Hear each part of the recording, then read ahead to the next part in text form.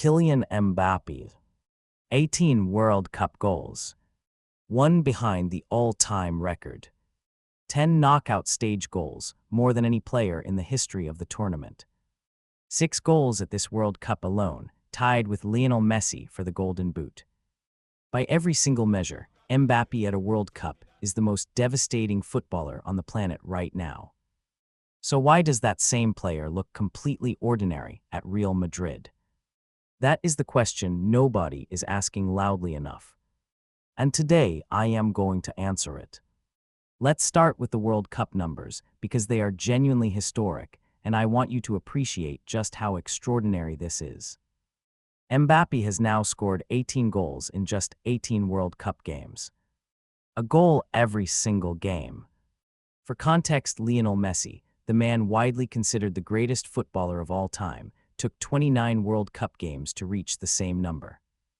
Mbappe has done it in 11 fewer appearances. He has scored 10 goals in World Cup knockout matches alone. Not 10 goals across his entire career. 10 goals specifically in the knockout stages of World Cups. I think sometimes in the life I'm too competitive, it's good to be competitive on the field. That is more than any player in the entire history of the competition. More than Pelé. More than Ronaldo. More than Messi. Nobody in football history has been more deadly when it matters most than Kylian Mbappe in the World Cup. Against Sweden in the round of 32, he was simply unplayable. 2 goals. A constant threat. Breaking Swedish defenders with ease every single time he got the ball. The entire French attack flowed through him, and he delivered when it mattered most. France have scored 13 goals at this tournament, more than any other team. They average 3.3 goals per game. They have created 19 big chances, the most of any nation. And at the end of most of those big chances is Mbappe. This is a player operating at an absolutely elite level on the biggest stage in world football. So how on earth do we explain what happened at Real Madrid? Let's look at the Real Madrid numbers honestly, because they tell a very different story to what we are watching at this World Cup. Mbappe's first full season at Real Madrid was widely considered one of the biggest disappointments in recent football history, given the expectation that surrounded his arrival. Yes, he scored goals. Nobody is saying he was completely invisible. But the performances were inconsistent in a way that nobody expected from a player of his caliber. There were games where he went missing for 70 or 80 minutes.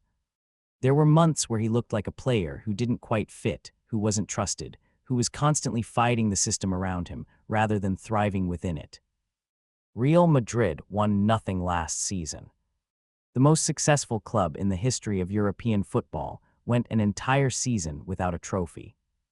And while Mbappe wasn't the only reason for that catastrophic outcome, the dressing room chaos, the Vinicius situation, the complete managerial disaster, he certainly didn't solve any of the problems either.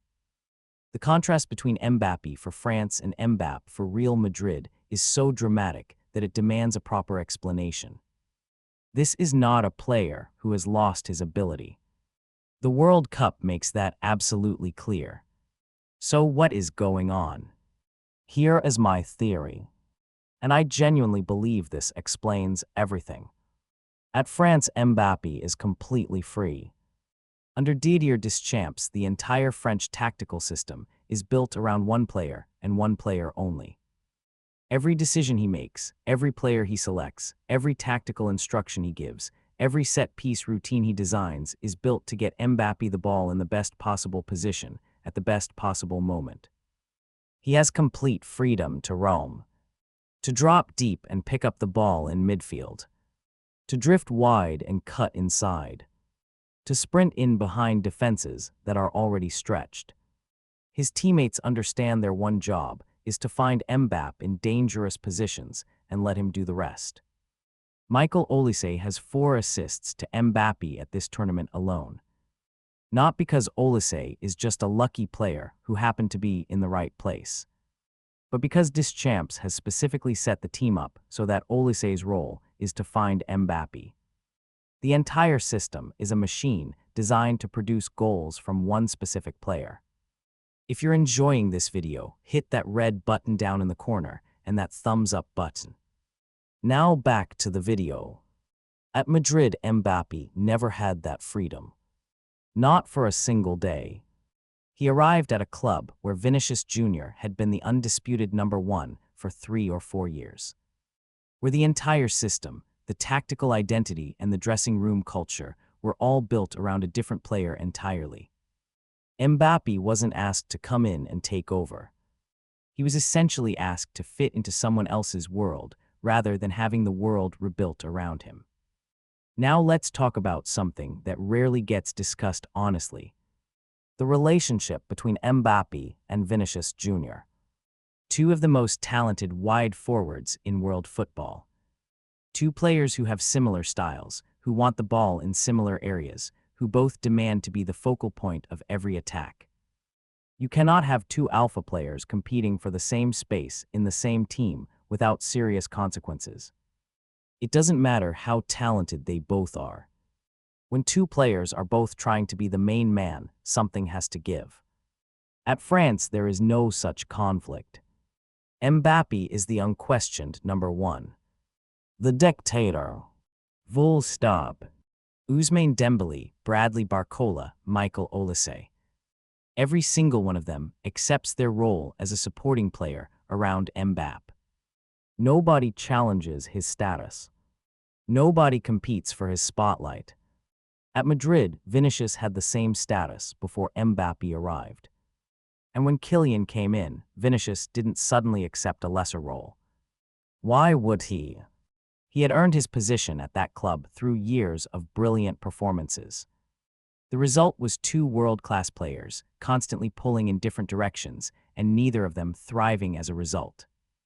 There is also a tactical argument here that I think is really important. Carlo Ancelotti, one of the greatest managers in football history, never fully solved the Mbappe problem at Real Madrid. He tried different formations, different partnerships, different tactical approaches. Nothing quite worked consistently. And I think the reason is simple. Mbappe's best position and Vinicius's best position are essentially the same position. Both want to play on the left side of the attack, cutting inside onto their stronger right foot. You cannot have both players in their best position at the same time. One of them always has to compromise. At France, nobody compromises Mbappe. He plays exactly where he wants, exactly how he wants, with a system designed specifically to maximize his strengths. At Real Madrid, he was constantly being asked to play in a slightly different way to accommodate the players around him. And even a marginal compromise on a player of Mbappe's quality shows up in the final statistics. Now let's talk about what this World Cup means for his future at Real Madrid. Mbappe is 27 years old. He is at the absolute peak of his powers. What he is doing at this tournament is not just good, it is historically significant. He is rewriting the record books in real time. His performances have reminded the entire football world that when he is in the right environment, he is genuinely the most dangerous striker on the planet. The question for Madrid is whether they can finally give him that environment. Whether the restructuring of the squad this summer, the change in management, the departure of players who complicated the dressing room dynamic, whether all of that creates a situation where Mbappe can finally be the undisputed number one. If they can do that, if Real Madrid can build their next great team around Mbappe, the way France built their entire national team around him, then next season could be completely different. But if the same structural problems remain, if he is still competing for the spotlight rather than owning it, if the system still asks him to compromise rather than building everything around his strengths, then we will be having this exact same conversation again in 12 months' time. Here's my verdict. Kylian Mbappe at a World Cup is without question the best footballer on the planet. The numbers are historic. The performances are breathtaking. He is on the verge of breaking records that people genuinely believed would stand forever. But Kylian Mbappe at Real Madrid has been one of the great underperformances of the modern football era. A player of this quality should not go an entire season at the biggest club in the world without delivering consistent brilliance. The difference is not talent. The difference is not effort. The difference is freedom. The difference is being the undisputed focal point of everything. France give him that unconditionally. Madrid haven't managed to do it yet. And until that changes, until Madrid find a way to build their entire attacking identity around Mbappe, the way Deschamps has built the French national team around him, we will keep seeing this strange split between two completely different versions of the same player. World Cup Mbappe is unstoppable. Real Madrid Mbappe is complicated. The talent to be the greatest player of his generation is clearly there. The question is whether his club can finally unlock it the way his country already has. What do you think? Is Madrid the right club for Mbappe, or should he leave this summer and find somewhere that builds everything around him? Drop your opinion in the comments. I read every single one. And like and subscribe.